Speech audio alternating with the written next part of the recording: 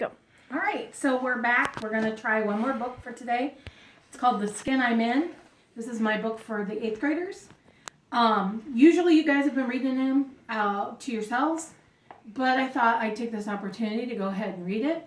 Welcome Poppy, my co-star. She'd like everyone to say hi.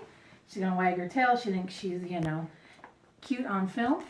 So The Skin I'm In is written by Sharon G. Flake. She's won some Coretta Scott King Author Awards. And the foreword is by Jason Reynolds. Okay, Jason Reynolds. I'd like you guys to look up who Jason Reynolds is so that you can see what he means to this author. There are gifts we give to mark moments, and this is his foreword. So that's what we're going to read today, plus the first chapter. Gifts that come with meaning attached. Sometimes they come in the form of a piece of jewelry, a gold chain, a special ring, a new charm for an old bracelet, or an heirloom left behind by a lost loved one. For me, these milestone markers are books, and none of them have given more often than Sharon Flake's The Skin I'm In. I come from a family of women. My mother, one of 3 sisters, was the only one to have sons. Everyone else, including my older sister, has daughters. There came a natural, though complex window where it seemed as though all the young ladies in my family, my little cousins, my goddaughters, nieces, were all approaching puberty around the same time. These little girls, plaits and ponytails, crooked smiles wrapped in beautiful brown skin, suddenly all seemed to walk with heavy feet, with rolled shoulders. They seemed to mouse their voices, tramp familiar moxie, and fold themselves into ways that felt like they were trying to hide. But who are they hiding from? This was always the question I asked, the question they would never answer, and that I, in fear of overstepping, left alone.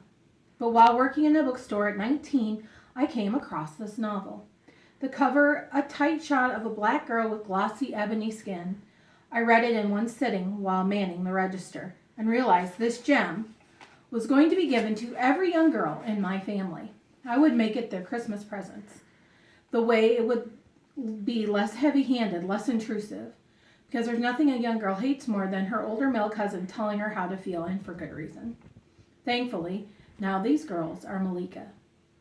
She gave them a place to put their secrets, gave them a homegirl to lean on. She told them it was okay to be who they were, to look how they looked, and to feel how they felt. Malika was a reminder that not only were their experiences valid, their existence was valuable. As much as my cousins, goddaughters, and nieces needed this book 15 years ago, it may be even more necessary now. With social media becoming a primary form of communication or miscommunication, young people have never compared themselves to other people more than they do today. They've never scrutinized what others see as flaws or had to combat phantom bullies as they do now. And the internet isn't going anywhere. Social media isn't going anywhere. So we're fortunate, extremely fortunate, that The Skin I'm In is also here to stay. Before incredible movements and monikers like Black Girls Rock, Black Girl Magic, and Well-Read Black Girl, there was The Skin I'm In, which is not just a book, but a platform for young people, especially the Malikas of the world, to stand up, to stand on, chin up, shoulders back, and voices lifted, beaming. This is called The Skin I'm In. Chapter 1. This isn't a very long chapter, so this won't take us very long. The first time I seen her, I got a bad feeling inside. Not like I was in danger or nothing. Just like she was somebody I should stay clear of. To tell the truth, she was a freak like me. The kind of person folks can't help but tease. That's bad if you're a kid like me. It's worse for a new teacher like her. Miss Saunders is as different as they come. First off, she's got a man's name, Michael. Now, who ever heard of a woman named that? She's tall and fat like nobody's business, and she's got the smallest feet I have ever seen. Worse yet, she's got a giant white stain spread halfway across her face like somebody tossed acid on it or something. I try not to stare the first day that Amazon woman teacher heads my way. See, I got a way of attracting strange characters. They draw to me like someone stuck a note on my forehead saying, "Losers wanted here." Well, I spend a lot of time trying to fit in here at McClinton Middle School. I ain't letting nobody ruin it for me, especially no teacher. I didn't even look up when Miss Saunders came up to me that day like I was some kind of information center. "Excuse me," she says. She's wearing a dark purple suit, a starched white shirt, and with a matching purple buttons. That outfit costs $100 or $300 easy. I'm trying to find the principal's office. I know it's around here somewhere. Can you help me? Before I catch myself, my eyes ricochet like pinballs, bounding from John McIntyre's beady brown eyes right up to hers. I swallow hard, stare at her till John whacks me on the arm with his rolled-up comic book. "That away," I say, pointing up the hall. "Thank you. Now, what's your name?" she says, putting down her briefcase like she's going to stay there a while. Malika Madison III, I say, smacking my gum real loud. "Don't let that fancy name fool you," John butts in. "She ain't nobody worth knowin'." Miss Saunders stares down at him till he turns his head away and starts playing with the buttons on his shirt like he's some sort of 2-year-old. "Like I say, the office is that away," I point. "Thank you," she says, walking off.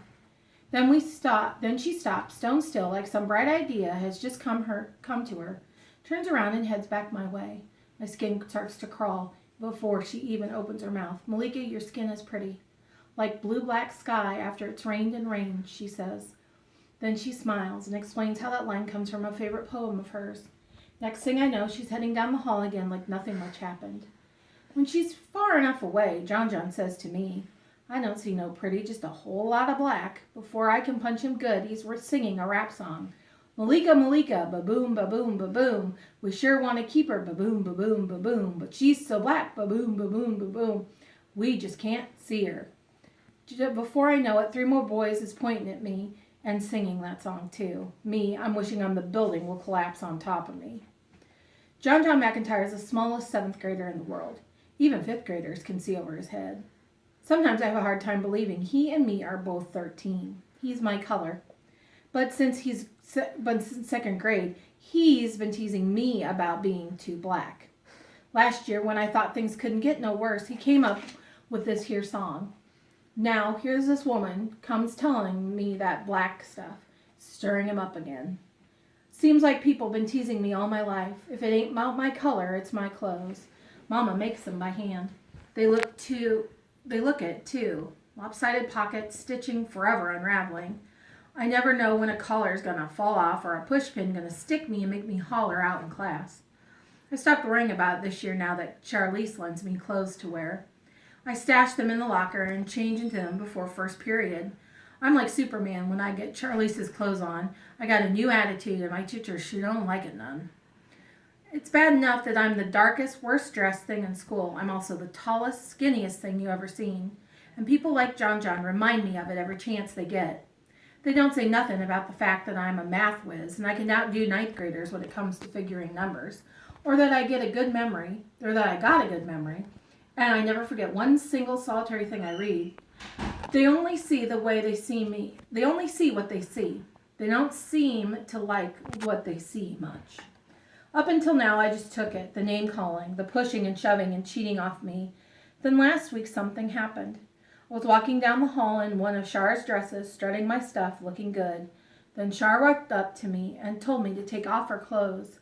There was maybe 8 or 9 kids around when she said it, too, including Caleb.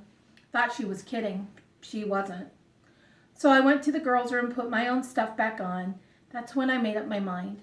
Enough is enough. I deserve better than for people to treat me any old way they want. But saying that is one thing. Making it happen is something else. You see, I got my own troubles. I don't need no scar-faced teacher making things worse.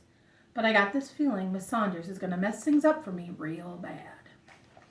Okay, so your assignment is to look up Jason Reynolds and see who he is. And then I will be back at some point reading more of your story.